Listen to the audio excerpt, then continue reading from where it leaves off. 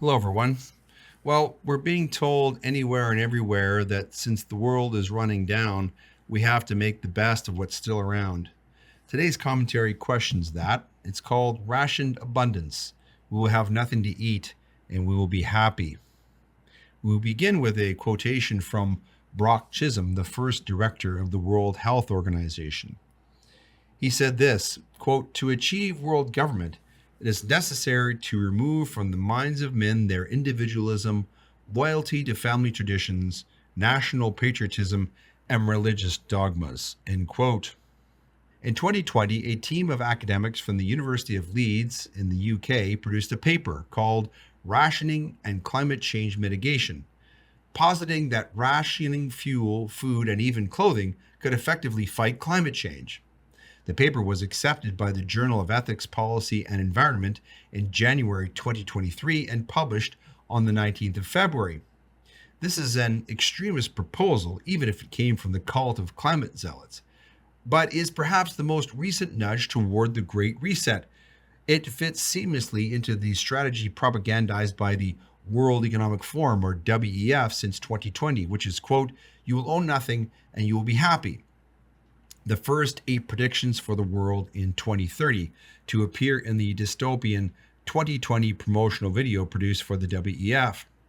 So how do the global elitists of the Klaus Schwab set plan to wean the bourgeoisie off our planet-destroying desire to own things and enjoy the fruits of our labors? The answer lies in the gradual process already set into motion. Phase 1 gets us all accustomed to consuming less, especially food. What better way to accomplish this than to manufacture an existential crisis which, if not met with drastic exigency, will unleash global Armageddon? What more effective method of getting us used to owning less than by limiting how much we can buy, all for the sake of our new idol, planet Earth? Nobel Prize winning economist Milton Friedman once famously wrote that, quote, "The government's solution to a problem is usually as bad as the original problem," end quote. He also said that the state is almost invariably at the root of the problems they claim to be solving at any given time. If no such problems exist, and they must, then our rulers construct imaginary straw men in order to expand their powers or to write new laws restricting individual liberty. We witnessed this phenomenon with COVID-19 lockdowns, and so too with the fallacy of anthropomorphic climate change. As fake crises go, this one is the GOAT, since it forecasts our certain annihilation but for state intervention. A threat of such great magnitude presents the ideal excuse to promote the Great Reset, which mass media and governments tell us is just a crazy right-wing conspiracy theory. The CBC, along with every other liberal-sponsored news organization, urges us to accept that the Great Reset will actually make our world a much better place in which we can all live equitably. The shocking truth, however, is that the Great Reset is quite real and represents what can only be properly described as a hostile Marxist takeover of absolutely everything. Proponents of the Great Reset, which include our new king, make no secret of their goal, a world government which will own everything and allocate resources according to autocratic caprice. Picture Marxism taking feudalism as its bride. In its infancy, such government will likely be comprised of the G7 leaders and the CEOs of vast multinational corporations like Google, Amazon, Microsoft, and their ilk. Great Reset was christened by the WEF in Davos in 2020, but there's also a podcast and even a book.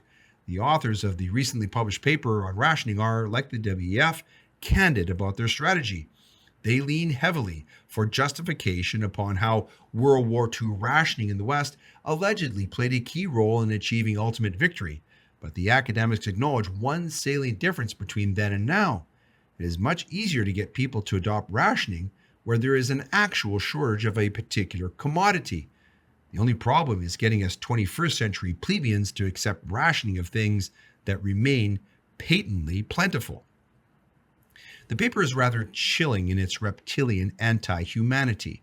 It is written by people who relish the thought of conducting another grand experiment upon the unwashed animals of an Orwellian farm. They argue that the scarcity precursive to rationing already exists, since we cannot afford to exhaust Earth's supposedly precious supply of fossil fuels. This is a curious thesis, given that climate change activists now demand an immediate switch from oil, coal, and gas to green energy sources such as wind and solar.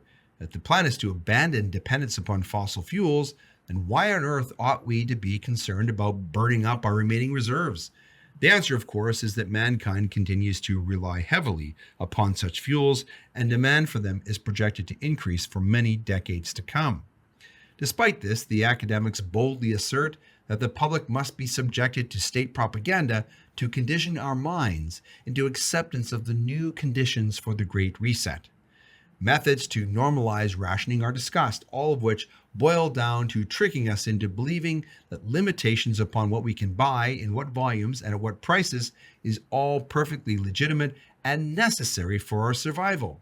The specific problem of getting us to accept rationing of still fecund products is addressed through government regulation to create shortages and then use fake scarcities to justify rationing. Never before was C.S. Lewis more right when he said, "Of all tyrannies, a tyranny sincerely exercised for the good of its victims may be the most oppressive." So the plan is to create chronic fuel shortages to reduce stocks of just about every other consumer good and food, and then to introduce rationing as the panacea. The paper's authors say that all this must just be temporary, but unlike Hitler, the sun monster is practically immortal.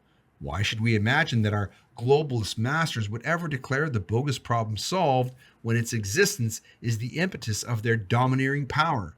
As Professor Friedman once quipped, "Nothing is so permanent as a temporary government program." One is tempted to dismiss this paper as the mad musings of a couple of egghead academics, but that dangerously ignores that the toxic seeds of CRT, DIE, and many other idea pathogens now rotting our Western institutions from within were all planted by intellectuals. Public policy is often driven by such academic papers and studies, and if we have learned anything over the past 3 years, it is that conspiracy theories have a habit of becoming reality with startling regularity and rapidity. As Dr. Thomas Sowell explains, quote, "Intellectuals may like to think of themselves as people who speak truth to power, but too often they are people who speak lies to gain power," end quote. These intellectuals thus help the globalist cabal to plant seeds for the rest of us, Untermenschen, to accept what is coming: massive shortages. Some might think that this is just the powerful getting ahead of the curve, but as we have suspected for a long time, the WEF are not content to simply predict scarcity. They are instead manufacturing it for us.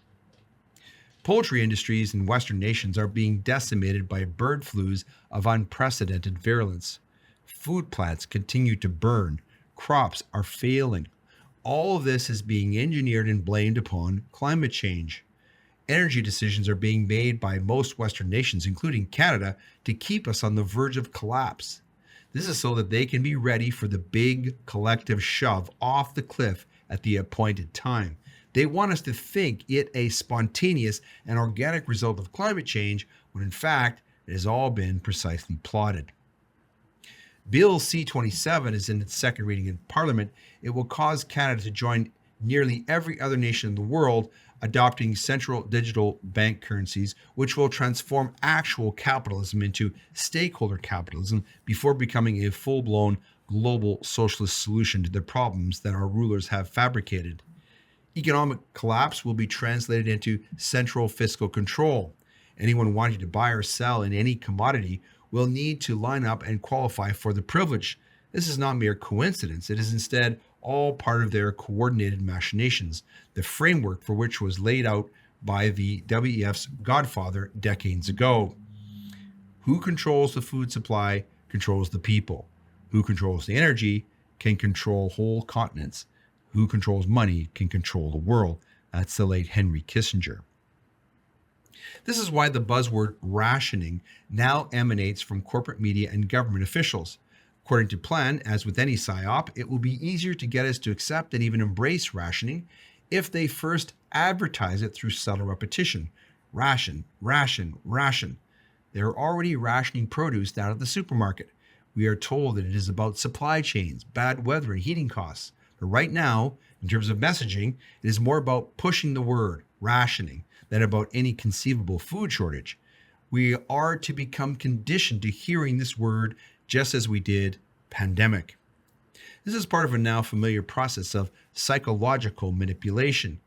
Get us acquainted with the basic idea of food scarcity so that we are all psychologically and emotionally primed when the planned reality is unveiled. Just as we were primed to clamor for a vaccine to a virus that only killed 0.01% of the population, we were fed words like lockdown, pandemic, mandate, and denier. Rationing is a word out of the past in the Western world used by our parents and grandparents. Just like European war and fascism, they are now en vogue. Just as in advertising, so too in politics and culture. Everything old is new again. We are expected to accept the reality of food rationing even as our local landfills swell with edible produce and leftovers dumped there daily. This manipulation is invariably about an iron hand sheathed in a velvet glove. Much of the messaging in the mass media is redolent of World War II and the fabled Blitz spirit.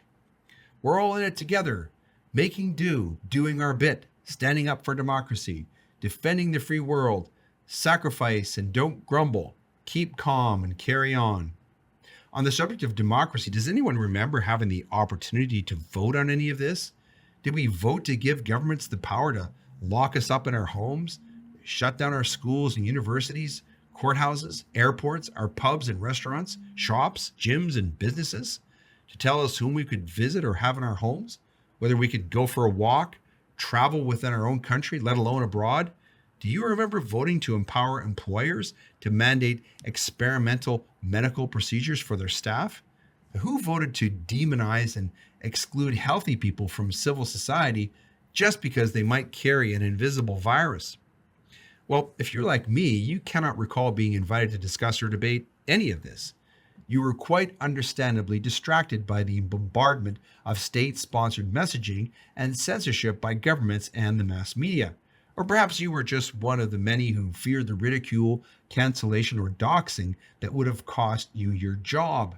In the US and here in Canada, many citizens are asking themselves when they voted to have their government send billions of dollars to Ukraine at a time of critical hardship for millions unable to afford escalating domestic food or heating costs. So often over the past few years, I've asked myself, who do these people think they are?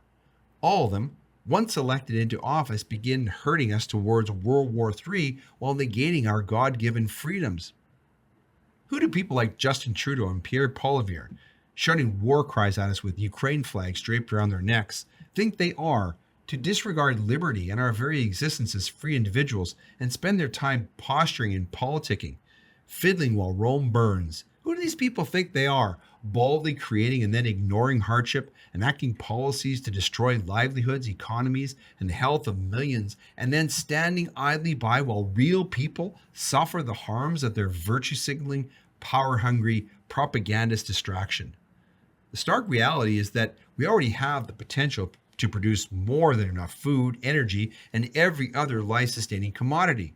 Fossil fuels and existing technology make any alleged shortages in the West no more than fraudulent fiction, but we are nevertheless being socialized to ration.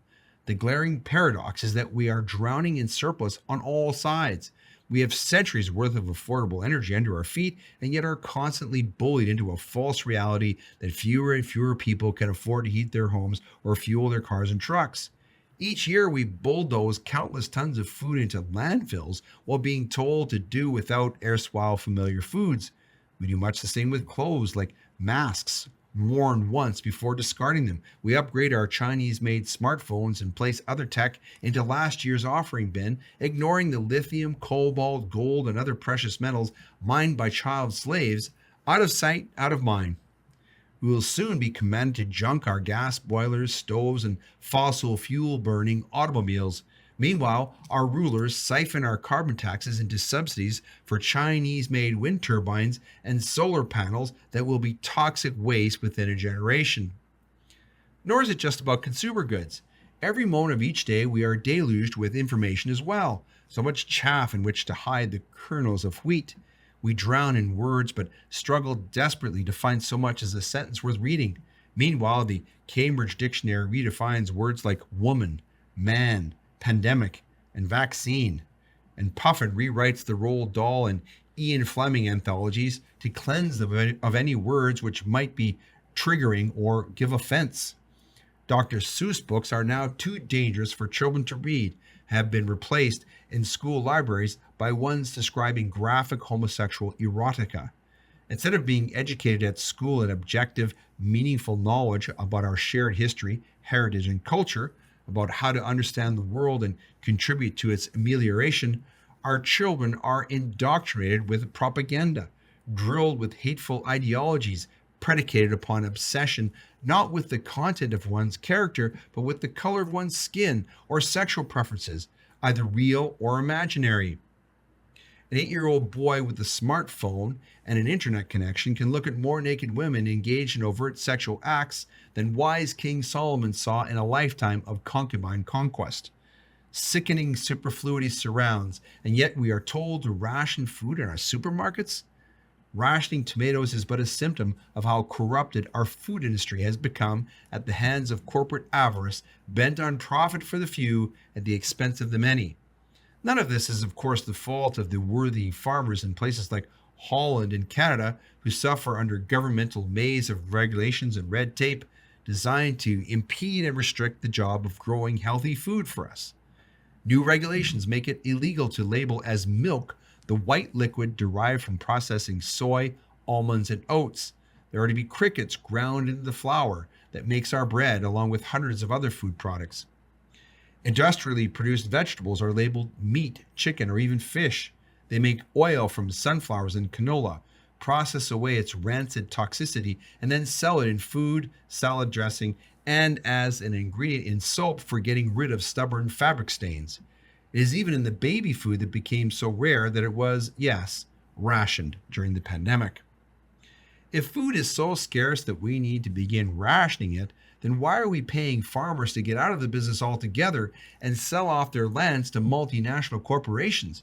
Would it not make eminent sense to incentivize them to produce more food to meet the coming shortages? That way, they could make more money as the demand rises. Why are planes and ships burning diesel to transport exotic foods like avocados thousands of miles around the world from places where mass cultivation of them causes catastrophic damage to local water supplies? Are leaders like Justin Trudeau so clueless that they do not know how to run the country for the benefit of the human beings they were elected to serve? Or are they knowingly in service of multinational corporations and the WEF? Are we simply to be fed a diet of propaganda and lies about health, food, climate, war, biology, gender, and race until we are so diseased, confused, exhausted, and anxious that we do not notice them rob and lock us down in a digital ghetto, supervised round the clock by the cameras and listening devices we paid dearly to carry around in our own pockets? Greed and unbridled power have brought us to the only destination that was ever in view, which is right here, right now. The problem is not a scarcity of food. It is rather an overabundance of lies that we keep buying to our great detriment and perhaps our ultimate destruction. We close with a quotation from Lord Acton. Power tends to corrupt, and absolute power corrupts absolutely.